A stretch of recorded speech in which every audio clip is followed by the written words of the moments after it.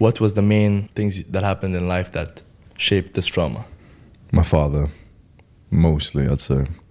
Growing up, he called it discipline. Yeah. I called it abuse. Yeah. And so I went through maybe hundreds of instances of, violence and some neglect and fear and threats and, physical stuff. So something I learned about trauma is that, so PTSD, post-traumatic stress disorder, that can happen from one huge instance. Someone mugs you, for example, someone hits you, you get sexually assaulted or anything. And the phrases that the psychologists and the authors use in their books and podcasts and everything is that PTSD may be eased or may be cured through these protocols, these therapies, everything. And that's one instance. Yeah. And then there's a more severe version of it, which is CPTSD, complex PTSD, which usually happens in childhood. And it means you essentially got PTSD hundreds of times. Yeah. So that, and if they're saying, oh yeah, there's probably a chance that you could probably, there's a 50% success rate with PTSD. Yeah. CPTSD is one of those things. It's like in your early formative years, you don't feel safe. You're supposed to be able to run to your caregiver for safety. Yeah. And then when it's your caregiver doing the abuse, it's like, where do you run to? Yeah. So at least for me, when I was growing up, the place that I'd run to was video games and the virtual world, and that's the place where I was safe. It's so like you were trying to escape. Yeah, exactly. So in the virtual world, in RuneScape, I'm a dragon slayer. I've got so many friends. I'm in a clan, and we're all brothers. We're gonna go kill some dragons and everything. Look at me, I've got this high level in this skill that gets me a status. There's a sense of community and exactly. But then you could go.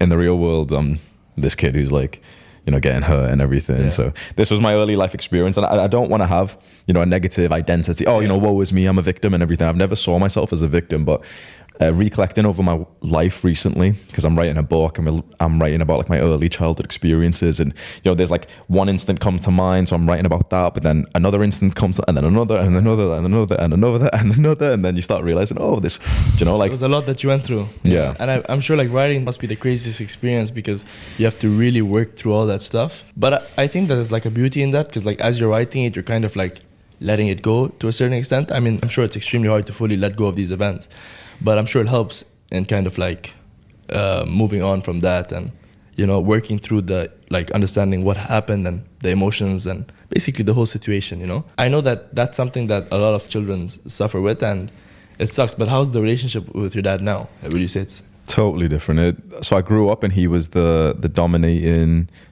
disciplining man, and I was scared of him. Like, I can tell you some examples. He was always going to come home at 6:30 p.m. after work.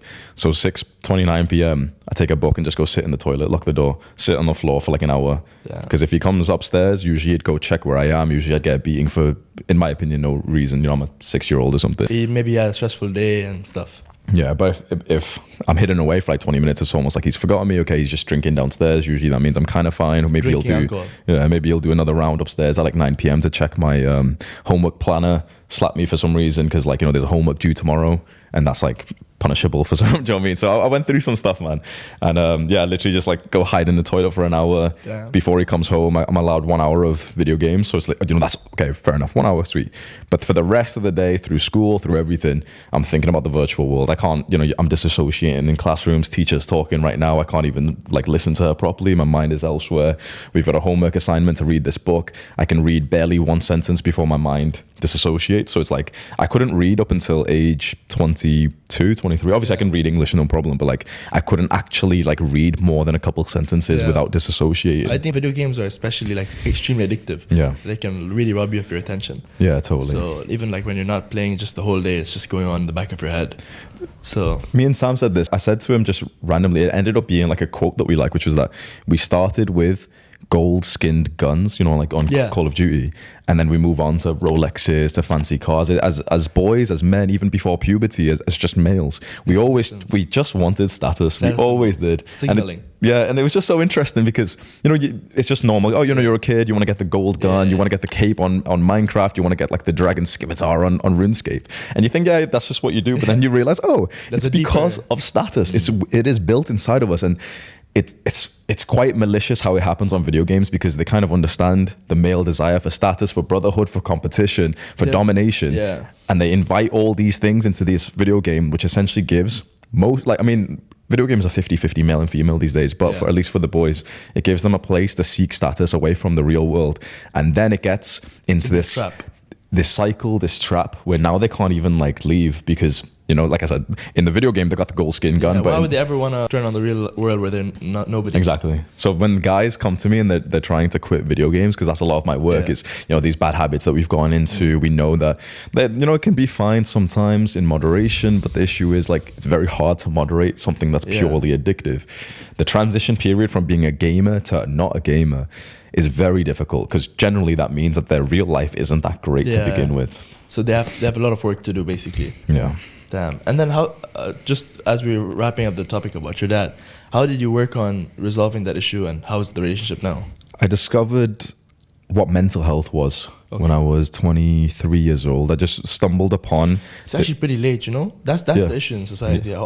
Before 23, you didn't even know what mental health was. Yeah, totally. Like, you know, people talked about it, you know, you see it on like Instagram or something, people, oh, you know, it's okay for men to cry and stuff. Talk to your friends. But like, it never opened up my mind of what it actually was. It was only when I started to see the science of it. Like I took an online course called The Science of Wellbeing. It was on Coursera for free. It's by Yale University. Nice. Free course, amazing. Just tells you like the research behind happiness and depression and anxiety. And, you know, it tells you that the things that we've chased all of our lives actually don't result in any happiness.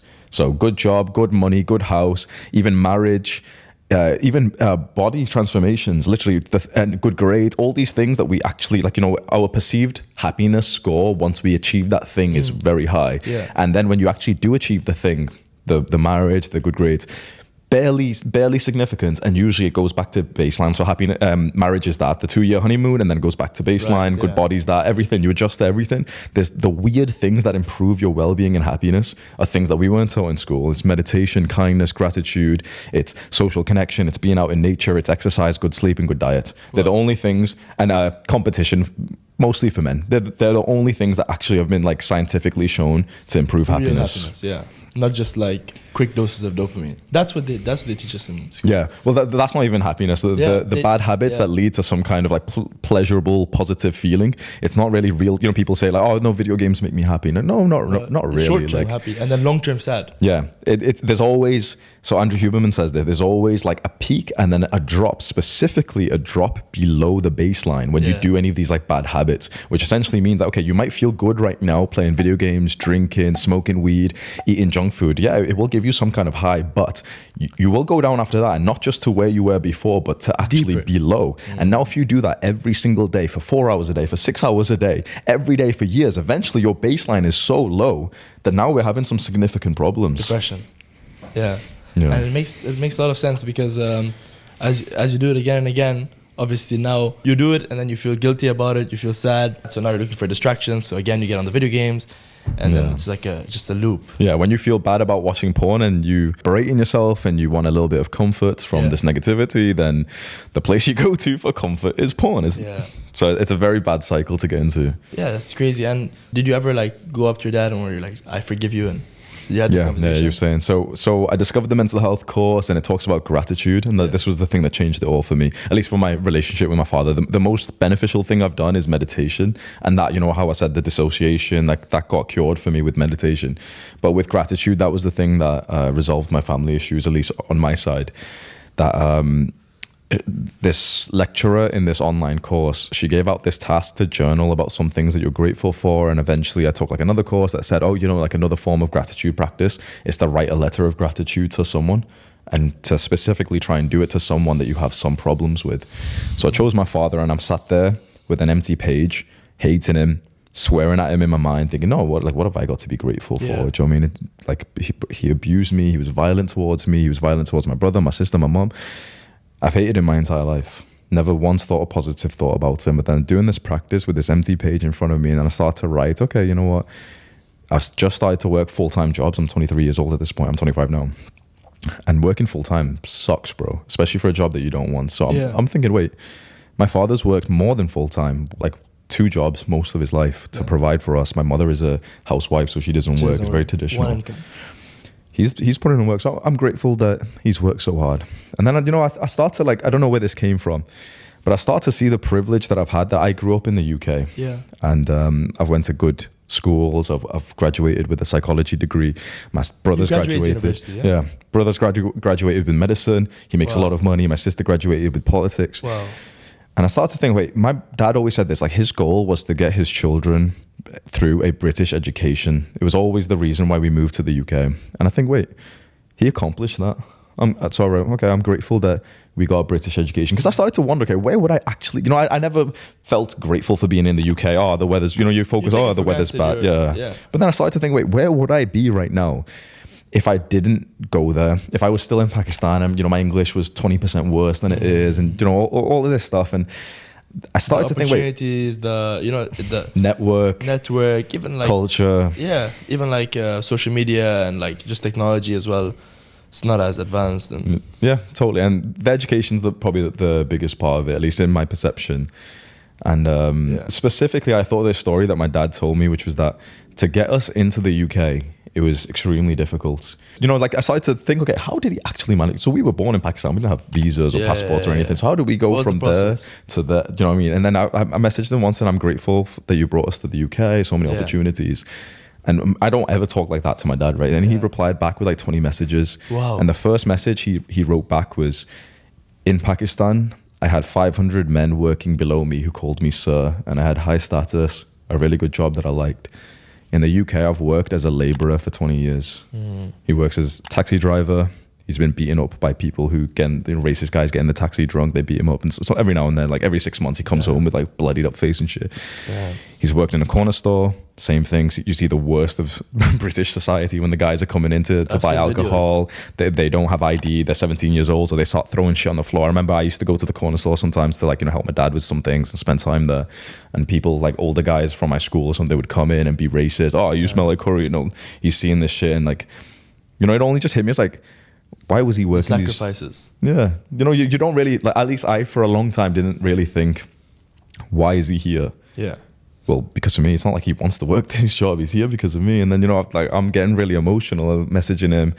And he tells me the story of how he actually got the visas for us, where he had to travel, to a way different city in Pakistan. And he said it was like amongst the mountains. And to get to the visa embassy, it took a few hours. And then it was open at 7 and only a few people could get in. So you had to line up for hours beforehand. He went 3 times, wasn't able to get inside. That kind of stuff always struggle. Agitates me, if there's something you've got to do and you can't get in and you've got to go again and again and again. Do you know what I mean? Frustrating. And imagine doing that. There's no organization. You don't even know what you're doing. This is before the internet, bro. This is before Google Maps or anything. And okay, they open at 7. It's like you're just told by a friend, oh yeah, they open at 7 today or something. Damn.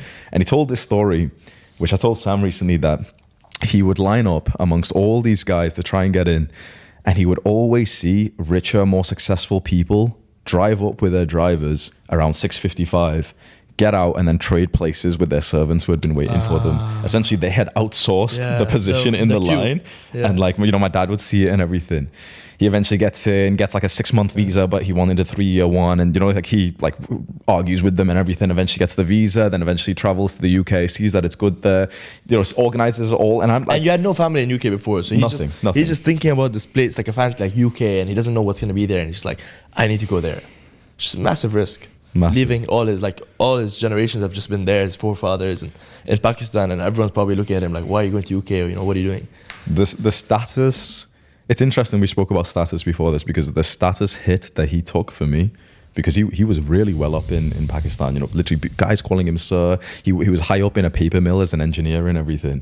And in the UK, he's a taxi driver. Damn, yeah. He took that status hit for me, for my brother, for my sister, so that we could have a good education. And for the first time ever, so I'm writing all this down, right, in the gratitude letter. For the first time ever, I'm seeing the positive sides to him.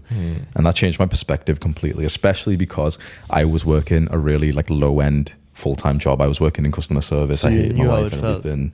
I only knew how it felt for a couple of months. He had done this for 20 years and I was only working full-time. He was working 60 to 70 hours and stuff, right? Yeah. And so eventually I moved back. So this was I was in a different city at this point. I eventually moved back home, and then I write him a formal letter. I'm grateful for this. I'm grateful that you did this. And it feels cringe, it feels awkward, but I'm thinking, okay, I'm going to read it to him. So I hear him coming up the stairs. I tell him, come here, sit him down. It's already, we don't do this stuff, right? This is cringe and weird for us, right? But I sit him down. I don't mean it's cringe, but I can understand this might be so hard. Usually with dads, you don't really have this kind of, like with my mom, I can open up a bit more, but with dads, it's a bit like you feel like you want to be a man and you don't want to. It's not like, emotional. I mean, in some levels it's that, but it's also just like, it's totally out of character for us. Me and my dad have always been a very logical, just like, okay, objective focused. Okay, how are you? You good? Not sick? Money okay? Food okay? Okay, You're good, fine. Yeah. That's how we talk, right? So when I did sit him down, it's like both of us looked uncomfortable, and I started to read him, and I just, I say, I wrote something for you. It just feels cringe, and I start reading it. And, I'm grateful that you brought us to the UK. I'm grateful that you've worked so long, so hard for us. I'm grateful that you've provided as a father with, a housewife as well, who's not making money or anything, as a one man. I'm grateful that you've taken jobs that you probably haven't even liked just for us. And I begin tearing down. He's tearing up a bit as well. And I give him the letter, and it's all okay, right? Then so that's how it, our relationship changed. But one extra part of this story is that about 2 years later, so just a few months ago, I mentioned it on a video, this story. And I mentioned it again to my dad. I just told that story, and he gets really happy, and he just opens up his wallet, and it's in there. When was that? 2 years later? Yeah. No way. That's crazy. That's sweet, isn't it? Yeah. I bet every now and then he just pulls out and reads it whenever he's feeling sad. Yeah. That's crazy. I think that's extremely emotionally mature of you, especially because I kind of know a bit about what you went through, and for you to understand whatever's happened, you can't change it, and feeling that hate for him is a punish. They say anger is a punishment you give yourself for someone else's wrongdoings or someone else's mistakes. So it's extremely mature of you to understand that I should not keep this inside of me, and it doesn't benefit me to have that hatred. Totally. Well, a good friend of mine in the gym that I used to go to back in the UK, he told me about this concept of letting go and forgiving, and he said 20 times a day, 50 times a day, there are things that you probably should let go. And we don't really realize this, but we're holding on to things purposefully because of resentment, and because of the wrong mindset. And so when he told, I'm a very practical, specific guy. So specifically, if there's anyone watching this whose brain is like mine, maybe it'll click for them. He said literally 20 to 50 times a day, there will be some kind of emotion, feeling, thought that you should let go, that you should cue yourself. But we replay let it go. We indulge in it. Yeah. We like feeling. Well, we like feeling bad sometimes. The thing is, we don't. We hate feeling bad. But we keep doing it. When you get that thought of that BS that someone else put you through, that memory from the person from high school, that atrocity that happened, the betrayal. Sometimes you look them up on Instagram. That's when you get quite serious. Yeah. You're literally doing the actions. But sometimes you're just going through the day, you're just showering, and you think about that asshole who bullied you or something. And it seems weird for me to say, let go, but this isn't for them. Yeah. I'm not saying it for them. I'm saying it for you. For you, exactly. Forgiveness is entirely selfish. Forgiveness is selfish. It's for yourself.